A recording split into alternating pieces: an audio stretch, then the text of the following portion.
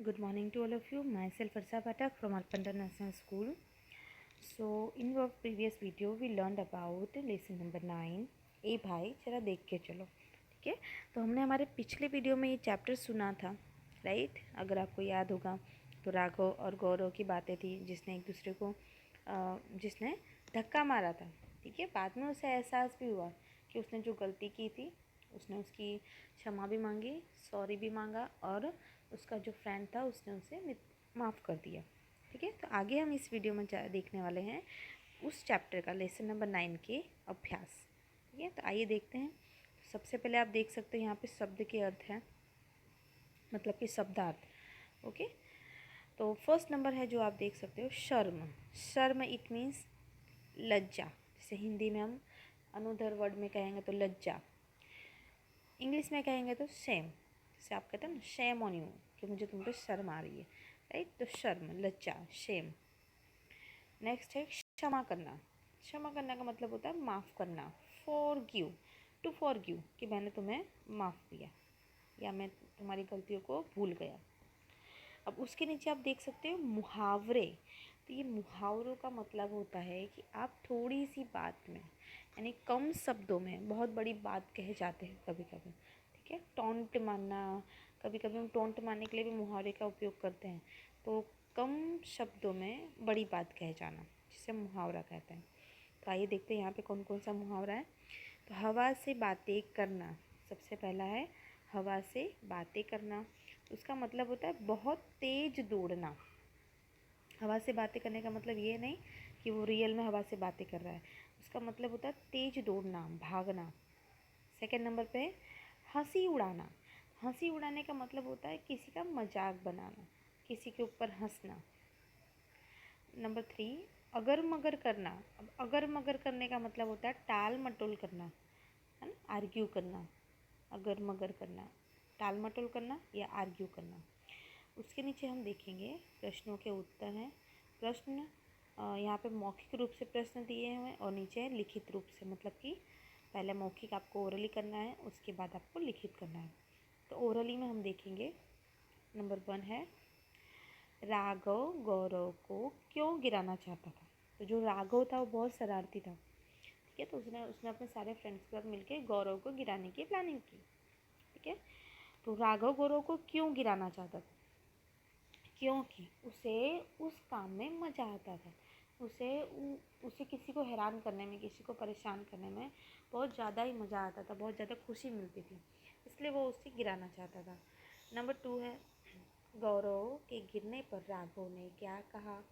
गौरव के गिरने पर राघव ने कहा कि जब सड़क पे सड़क पे चलना आता नहीं है तो क्यों चलते हो, है ना, या फिर दिखता नहीं है तो सड़क पे चलते क्यों हो, यानी वो उधर उसको टोंट मार रहा है. नंबर 3 है गौरव के गिरने पर सुखमीत ने क्या कहा. अब जो सुखमीत नाम का कैरेक्टर था, जैसे आप जानते हो कि सुखमीत ने गौरव की हेल्प की थी, उसे सड़क से उठा के उसके घर तक पहुंचाया था. सुखमीत अच्छा कैरेक्टर था, वहाँ पे अच्छा मित्र था. तो गौरव के गिरने पर सुखमीत ने क्या कहा. तो गौरव के गिरने पर सुखमीत ने कहा कि राघव, तुमने जो भी किया है वो गलत किया है. मैं तुम्हारी मम्मी को इस बारे में ज़रूर बताऊंगा. और उसके बाद उसने गौरव की मदद भी की. नंबर 4 राघव की आंखों में मिट्टी घुस जाने पर क्या हुआ. ठीक है, तो आंधी आने पर राघव की आंखों में मिट्टी घुस गई. तो राघव की आंखों में मिट्टी घुस जाने पर राघव को दिखाई देना बंद हो गया और उसकी आंखों में जलन शुरू हो गई. नेक्स्ट, गौरव ने राघव की क्या मदद की. तो गौरव ने राघव की क्या मदद की थी. तो अंत में, जैसे आप चैप्टर के अंत में आपको याद होगा या आप देखोगे, तो जब राघव गिर जाता है, उसकी आंखों पट्टी बंदी होती है और राघव गिर जाता है, तो गौरव उसे उठाता है और उसके घर तक ले जाता है. ठीक है, ये हुआ मौखिक. अब हम देखेंगे लिखित रूप से. इसके नीचे है, तो पहला नंबर का क्वेश्चन है गौरव को आता हुआ देख राघव ने क्या किया. तो जब गौरव को उसने देखा कि वो सड़क से आ रहा है, तो राघव क्या करता है. तो चलिए देखते हैं उसका उत्तर. गौरव को आता हुआ देखकर राघव ने रास्ते के बीच में पत्थर रख दिया था। क्या किया था उसने? जब देखा उसने गौरव सड़क से आ रहा है तो उसने रास्ते के बीच में एक बड़ा सा पत्थर रख दिया ताकि वो उसे टकराए और गिर जाए। तो गौरव को आता हुआ देख राघव ने रास्ते के बीच एक पत्थर रख दिया था। नेक्स्ट है गौरव कैसे गिरा। गौरव कैसे गिरा? तो गौरव पत्थर से टकराने पर गिरा या फिर पत्थर से टकरा कर गिरा। ठीक है, पत्थर से टकराने पर गिरा या पत्थर से टकरा कर गिरा। नेक्स्ट हम थर्ड नंबर देखेंगे। गौरव की मदद किसने की और कैसे की? तो जैसे कि अभी जस्ट मैंने आपके साथ में डिस्कस किया कि गौरव की मदद किसने की थी? सुखमीत ने। ठीक है, तो गौरव की मदद सुखमीत ने उसे उठाकर अपने हाथों का सहारा दिया और घर पहुंचाया। तो पहले उसने उसे उठाया और उसे अपने हाथों का सहारा दिया और फिर गौरव को उसके घर पर पहुंचाया। तो किसने मदद की थी उसकी? सुखमीत ने। नीचे हम देखेंगे फोर्थ नंबर। राघव की आंखों पर मिट्टी पट्टी क्यों बांधी थी? राघव की आंखों पर पट्टी क्यों बांधी गई थी? तो आंधी तूफान आने की वजह से राघव की आंखों में मिट्टी घुस गई थी, जिससे उसकी आंखों में जलन शुरू हो गई और उसे दिखना बंद हो गया था। इसकी वजह से उसकी आंखों में पट्टी बांधी गई थी। ठीक है, आइए देखते हैं इसका उत्तर। राघव की आंखों में तेज हवा से मिट्टी घुस जाने से उसकी आंखों में डॉक्टर ने दवा डालकर पट्टी बांधी थी। तेज हवा आई और उसकी आंखों में मिट्टी घुस गई, जिससे डॉक्टर ने दवा डाली और उसे पट्टी से कवर किया। फिर से हम देखेंगे यही। तो राघव की आंखों में तेज हवा से मिट्टी घुस जाने से उसकी आंखों में डॉक्टर ने दवा डालकर पट्टी बांधी थी। या फिर आप ऐसे भी लिख सकते हो कि तेज हवा आने से राघव की आंखों में मिट्टी घुस जाने की वजह से डॉक्टर ने उनकी आंखों पर पट्टी बांधी या दवा डालकर पट्टी बांधी। ठीक है, तो आप अपने हिसाब से या अपनी लैंग्वेज में भी इस आंसर को लिख सकते हो। नेक्स्ट हम देखेंगे राघव ने गौरव से क्षमा क्यों मांगी। राघव ने गौरव से क्षमा क्यों मांगी? तो नीचे हम देखेंगे इसका उत्तर। राघव ने गौरव से क्षमा मांगी क्योंकि उसका उसकी उसको उसकी गलती का पछतावा हो गया था और चोट लगने का दर्द वो जान चुका था। ठीक है, तो राघव को अंत में उसकी गलती का पछतावा हो जाता है और चोट लगने पे क्या महसूस होता है, क्या दर्द होता है, वो भी उसे महसूस हो गया। वो भी उसे पता चल गया, क्योंकि उसकी आंखों में मिट्टी चली गई थी और उसकी आंखें जलन होने लग गई थी। तब जाकर उसे पता चलता है कि चोट लगने का दर्द क्या होता है। फिर से रिपीट करती हूँ। राघव ने गौरव से क्षमा मांगी क्योंकि उसको उसकी गलती का पछतावा हो गया था और चोट लगने का दर्द वो जान चुका था। तो उसको उसकी गलती का पछतावा हो चुका था और चोट लगने का दर्द भी वो जान चुका था। अब हम देखेंगे नीचे कि पाठ में ये वाक्य किसने कहा। Who said this. ये वाक्य सिर्फ ये लिखना है हमको कि किसने कहा है, किसको कहा है ये नहीं लिखना है, सिर्फ लिखना है किसने कहा। तो नंबर 1 हम देखेंगे, दिखता नहीं तो सड़क पर क्यों चलते हो। ये शब्द, ये वाक्य किसने कहे थे? तो ये राघव ने कहे थे। किसे कहे थे? गौरव को। तो ये सेंटेंस मतलब ये वाक्य राघव ने कहे थे। नेक्स्ट हम देखेंगे, उठो गौरव, तुम्हें घर छोड़ दूँ, लो छड़ी पकड़ लो और मेरा हाथ भी। ये वाक्य किसने कहे थे? तो ये वाक्य सुखमीत ने कहे थे। जब गौरव गिर गया था तो उसे उठाने के बाद सुखमीत ने ये वाक्य उसे कहे थे।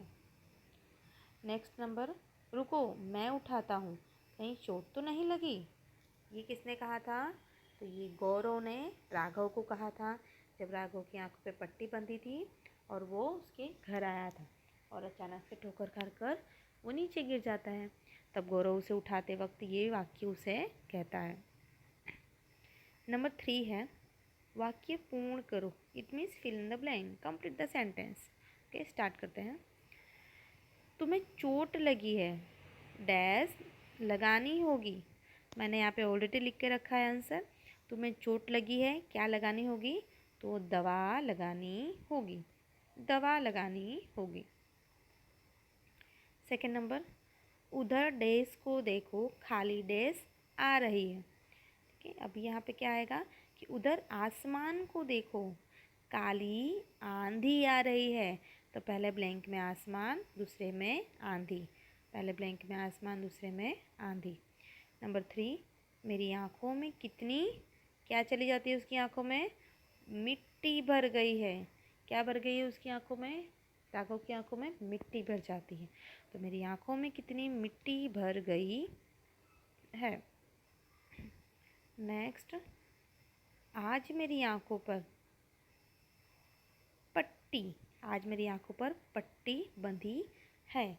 आज मेरी आँखों पर पट्टी बंधी है, आज मेरी आँखों पर पट्टी बंधी है।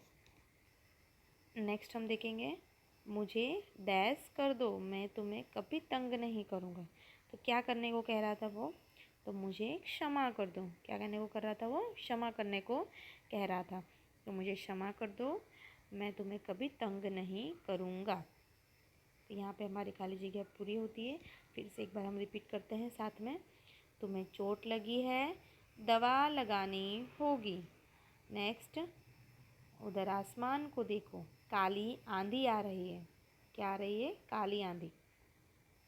मेरी आँखों में कितनी मिट्टी भर गई, मेरी आँखों में कितनी मिट्टी भर गई।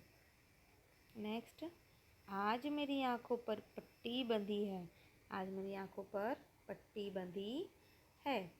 नेक्स्ट हम देखेंगे, मुझे क्षमा कर दो, मैं तुम्हें कभी तंग नहीं करूँगा। क्या मांगा था उसने? क्षमा, सॉरी बोला था उसे, गौरव को। चलो अब हम नेक्स्ट देखेंगे। ऊंची आवाज़ में पढ़ो और सुंदर अक्षरों में लिखो। तो ये आपको क्या करना है? पढ़ना है और आपको लिखना है। ठीक है, जैसे कि मैं एक बार रीड करती हूँ, आप सुनो, फिर आप रिपीट करो और उसे बोल बोल कर लिखो। प, त है, अर्धा त है और थ है, इसे बोलते हैं संयुक्त अक्षर। आप देख सकते हो त भी है और थ भी है, इसे कहते हैं संयुक्त अक्षर। अगर हम इसे अलग करते हैं, संधि करते हैं इसका, तो कैसे होगा? तो त लिखना है, नीचे हलंक प्लस थ, इस तरह से। हलंक करने का मतलब यही होता है कि ये जो शब्द मैंने लिखा है, ये जो वर्ड मैंने लिखा है, लेटर, वो अधूरा है। ठीक है, चलो तो आगे हम देखेंगे। पत्थर, मिट्टी। अब यहाँ पे आप देख सकते हो मिट्टी किस तरह से लिखी है। ट के नीचे हलंक किया गया है और डबल ट। ठीक है, आप इसे इस वे में भी लिख सकते हो, डबल ट इस तरह से। ठीक है, लेकिन आप अगर इस तरह से नहीं लिखना चाहते हो तो आप इसे इस तरह से भी लिख सकते हो।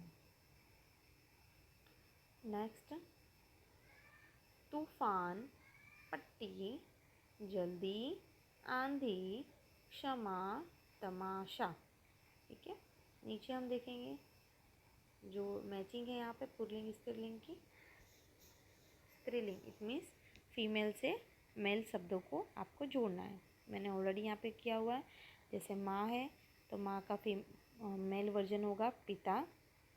मालिन, तो मालिन का मेल वर्जन होगा माली। धोबी, तो धोबी का मेल वर्जन होगा धोबी। धोबिन, धोबिन का मेल वर्जन होगा धोबी। बागिन, तो बागिन का मेल वर्जन होगा बाघ। भाई का मेल वर्जन बहन। चाचा का मेल वर्जन चाची। सेठ का male version, sorry female version सेठानी। देवर का फीमेल वर्जन देवरानी। ठीक है, जैसे कि आपने देखा यहाँ पे स्त्रीलिंग लिखा है पहले और यहाँ पे पुल्लिंग है, तो स्त्रीलिंग से पुल्लिंग में किया और पुल्लिंग से स्त्रीलिंग में किया। राइट, तो भाई का बहन, चाचा का चाची, सेठ का सेठानी, देवर का देवरानी। इसके नीचे हम देखेंगे दिए गए शब्दों के बहुवचन लिखो। तो बहुवचन लिखना है, तो बहुवचन जब हम लिखते हैं तो उसके कुछ रूल्स होते हैं। ठीक है, उसके भी कुछ रूल्स होते हैं। जैसे कि यहाँ पे दिया है केवल पुल्लिंग शब्दों में ऐसा होता है। तो कैसा होता है? अंत में अगर आप देखते हो, अगर आपको अ और आ आता है तो उसका बहुवचन करते समय अंत में अगर अ आता है तो उसका बहुवचन हम सेम टू सेम करते हैं। कब? लेकिन जब शब्द पुल्लिंग में हो तब। जैसे घर, घर पुल्लिंग में है तो उसका बहुवचन भी घर होगा। मित्र, तो उसका उसका बहुवचन भी मित्र होगा। खेल, उसका बहुवचन भी मित्र होगा। बादल, उसका बहुवचन भी बादल ही होगा, क्योंकि ये सारे शब्द पुल्लिंग में हैं। अब यहाँ देखेंगे हम, केवल स्त्रीलिंग शब्दों में ऐसा होता है। कैसा होता है? अगर आप देखते हैं कि एक वचन, इट मीन सिंगुलर का अंतिम अंतिम वर्ड, अंतिम लेटर, अंतिम अक्षर छोटी ई का होता है, सॉरी बड़ी ई का होता है। किसका? बड़ी ई का। तो हम जब उसका बहुवचन करते हैं तो हम इया करते हैं। इया मतलब कि छोटी ई करते हैं और या लगाते हैं और उसके ऊपर चंद्र बिंदु, इया। ये कब होता है? जब एक वचन में अंतिम लेटर आपको बड़ी ई के साथ देखने को मिलता है तब। जैसे कि तितलियाँ, तो तितलियाँ, तितली, तो यहाँ पे आप देख सकते हो बड़ी ई है लव के ऊपर। तो अगर हम इसका बहुवचन करते हैं तो तितलियाँ, अंतिम वर्ड पे छोटी ई की मात्रा आ जाएगी और या आ जाएगा, तितलियाँ। उसी तरह से ताली, तो तालियाँ। पट्टी, पट्टियाँ। छुट्टी, छुट्टियाँ। ठीक है। अब यहाँ देखेंगे हम केवल स्त्रीलिंग शब्दों के लिए। जब स्त्रीलिंग शब्द होते हैं, ठीक है, उसमें अगर आपको अ या आ की मात्रा देखने को मिलती है तो बहुवचन करते समय हम उसके ऊपर एक की मात्रा लगाते हैं।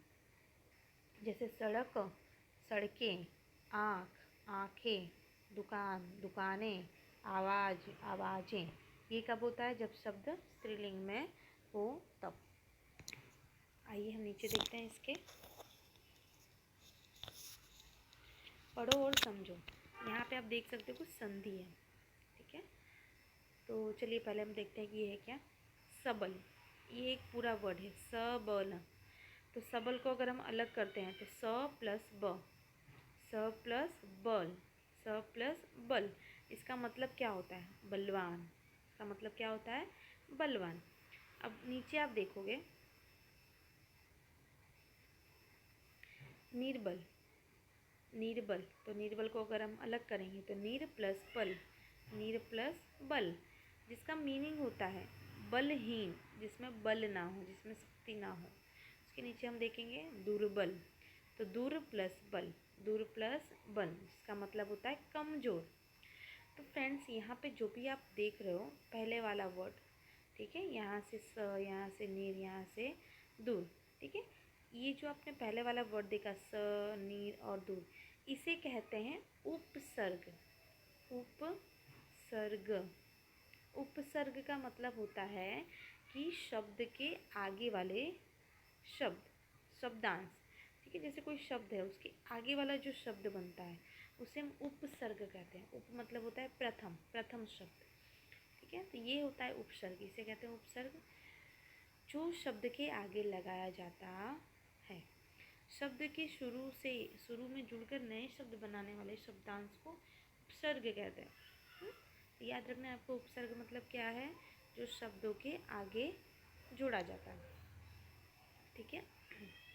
जैसे विदेश है तो विदेश में भी निकलेगा, स्वदेश में स्व निकलेगा।